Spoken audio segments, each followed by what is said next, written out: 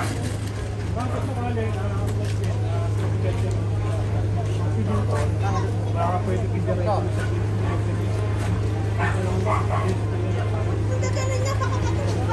anong ano?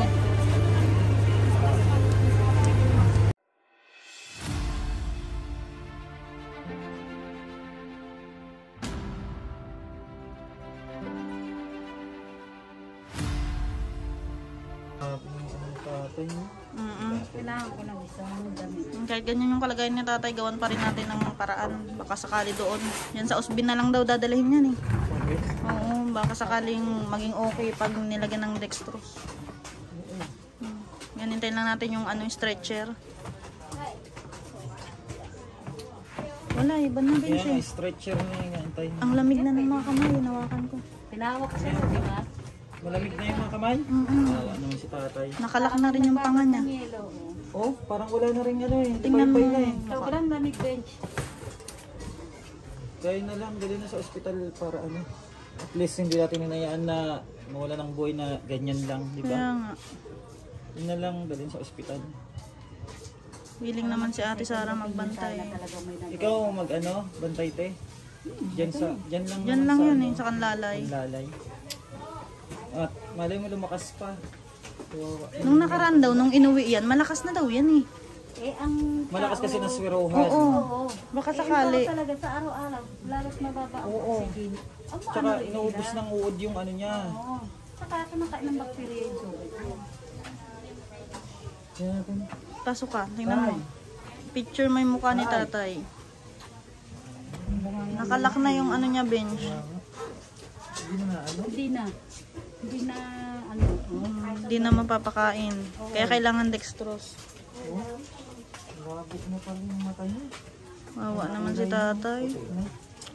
Samantalang noon, ang linaw ng mata niyan. Kahit ganyan na edad niya. Tay, lumaban ka tay ha.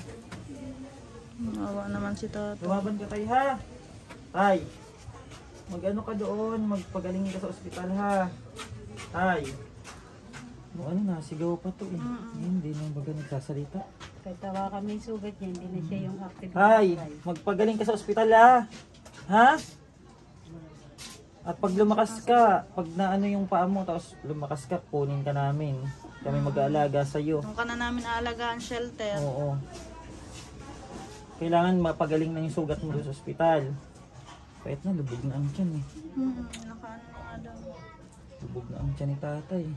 Diyan nga, hindi na. Tigas? Pag matigas yan. Tay Nardo. Tay, hindi ko na ka naririnig. Ha? Hindi na nakakarinig. Hindi na tayo na. Ano lang yung mata eh. Wala nang po. Hindi nagbabago siya, lo. Malamig pa rin. Hindi man lang yan ng pamilya eh. Dapat yan, nasikaso man yan. Kawawa ang matanda. Ay na yata, andyan na yung ano. Andyan na yung pagbubuhat. Andyan na yung stroller. Ano ba yan? Stretcher. Ayun na, ayun na. Stretcher. Ito na. Ano itong bike? Buhat na yun. Yan. Hindi sila, sa mga barangay. Palabas mo. Salamat yan. Oh, si Consi. Kanino yung bike? Ay, dito po. Baso yung muna. Patanggal daw po muna ng ano. Mas tatay na. Dapat ba na si tatay na ito? Wala lumakas na. Nangihina si Ate Sara kahit sa Wala man ilang lang siya, araw ano, lang na ano. Diba, nagpunta sila doon. Siyempre, para man lang yung background na anong nangyari nung pumunta doon. Ganun. Wala, inanuhan lang daw Ate Sara na ano, nilagyan ng oxygen tsaka dextrose. Tapos ang sabi daw dun sa ospital, palalabasin na kasi na anuhan na lapatan na ba ng ano, first aid. Yun lang daw. Nilabas na. Tinapos ko na yan. Ay, madumi po yan, madumi. Konsi, madumi na po yan. Hindi, ganun, para mabuhat siya. Para mabuhat. Kumot. Wala na rin. Wala na rin pong kumot si tatay. Marami po yun. May ano. Madumi po. May poops. Para lang siya mabuhat, hindi sa katawan. Parang sa ospital, ganyan. Ayun yung Ganun lang ginagawa. Maliit yun eh. Maliit. Lang yan. Inano ko rin. Para lang hindi masakit yung paghiga niya. Hindi, kung marami naman, okay lang naman na siguro ano, mabubuhat lang. May ano po yan eh. May May dugo? mga tae. May mga Tae? Oo. tsaka uod. Uod. Oo. Tingin na lang ng kumot mo. Ayun si kaila ano. Na lang na. Kaila SK baka ano. May luma. Hindi na lang kahit luma. Kahit lumang kumot. Ano yung stari, mabuhat. Ano SK, may available ba kayo dyan? Opo. Luma. Ngayon nandito yung mga ano no, sa tao sa barangay ng Santo Domingo. Wala na rin yung isa niyang ano eh. Baka pumani, malutong. Ano Ate Sara? Wala na rin yung isa niyang comporter eh. Wala na, tinapon na natin, di ba? Kaya na yan, magaan lang si tatay. Magaan lang naman Kaya na sila. yan, Konsi, magaan lang naman si tatay. Butas eh. Butas din. Pwede namang ikumot na lang sa kanya para ano. Hindi, doble na lang pa. Ay, ihinang nga Sarap ako. na lang, maluto. May tayo daw. May tayo. Opo. Para maano tong ano. Ito, ilataglang natin dito.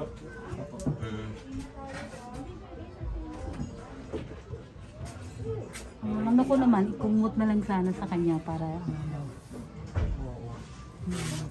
hindi siya nakayangyang ng gano'n. Sa hospital na si tatay, salamat naman at pag-binas sa hospital. Kumot na lang kailangan para malimot. Kumot natin. Wala ba kayong mga kumot na pinaglumaan? No, baka may Mga mga kapitbahay! lumaan kayo. Mga kumot lang na pinaglumaan! Ay, meron na daw. Mukha daw po si Aling Nene. Yung matibay-tibay na eh, ah. Parang pag-angas. Bukas pa yung napuntahan si tatay.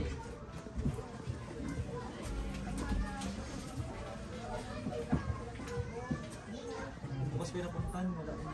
Nangihina si Ate Sara eh. No? Kahit ilang araw lang na nilinisan si tatay. Talagang apektado ka rin, Ate Sara. No? Maawa naman eh.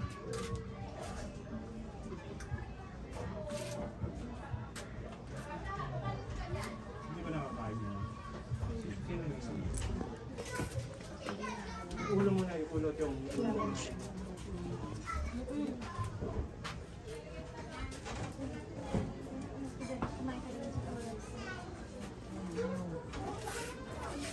Ang cellphone ni mama muna. Mama.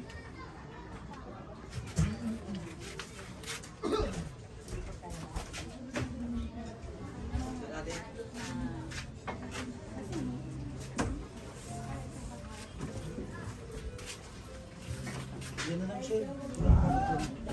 Ha? Hmm.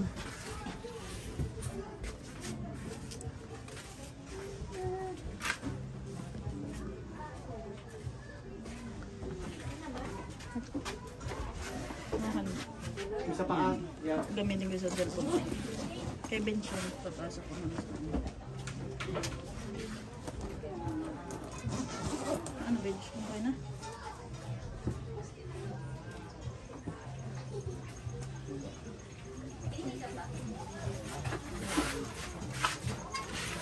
Tatay. Wala lang siya. Okay.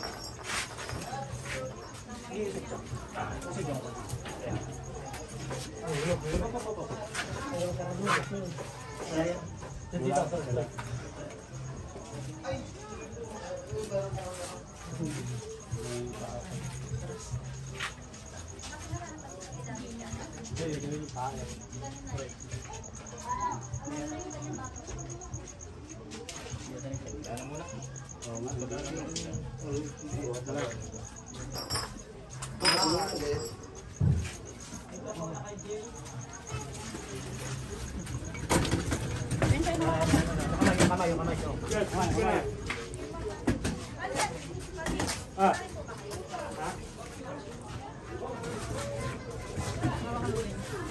At ano na, nalinis natin sa hospital. Ano?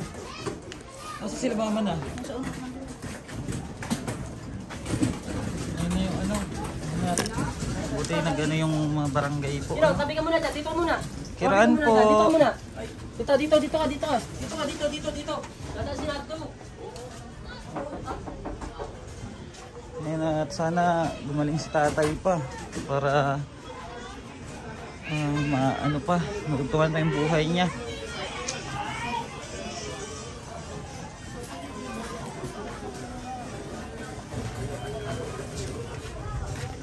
Ayun, at palabas po tayo doon sa tatay sa ospital. Kawawa naman si Tatay Nardo, no? Pag wala talagang pamilya eh. Wala mag-aasikaso. Kawawa. Kamahina. Mahina po. Mahila siya ng ano, sa stroller. Stroller ba yun? Stretcher. Stretcher. Asan sila mama? Bigyan si tatay.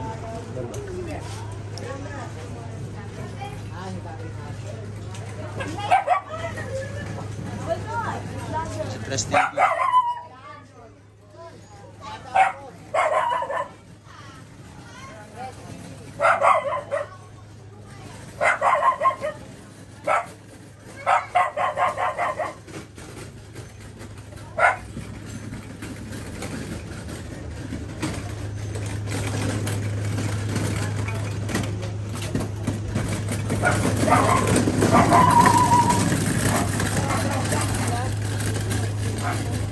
Bakit sakaling mabigat siya ng baka pwede i-direct mo sa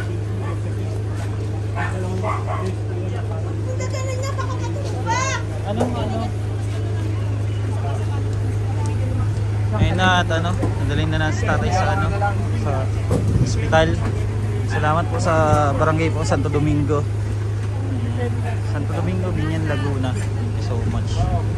Ano, at abang na lang po sa update po ano, at punta lang kami sa ospital mga kababayan. Thank you so much po and God bless po. Ay, may kasama na po siya dyan sa loob. Sunod po kami. Dalang-dalang nito. Wala lang. Hospin muna, hospin. And salamat kay ano, kay Gawad ano. Ayan, tara at sunod tayo sa kanila.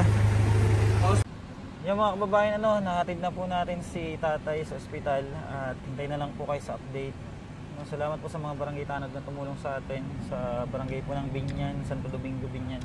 At kila Rose Vlog, Trust TV, Alvin B Vlog, kay Gilmar, and kay ano, RJ TV. Thank you so much. And at kay Ate Sara ano, lalong-lalo na napaka ano talaga, napakasipag at walang dire-dire. Kaya saludo tayong lahat para sa kanya.